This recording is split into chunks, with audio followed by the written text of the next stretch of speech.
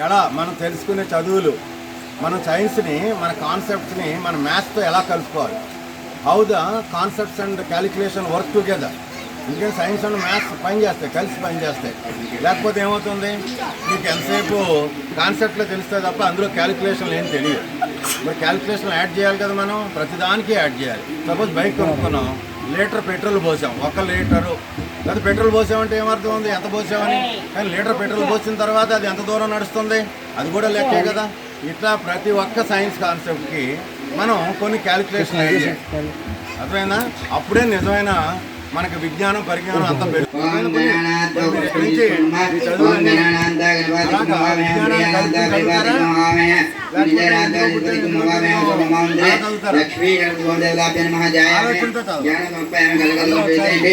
ఆవాహయామి.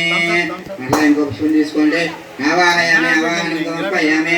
సువర్ణ రక్త గచ్చద్రాంతం పెట్టండి.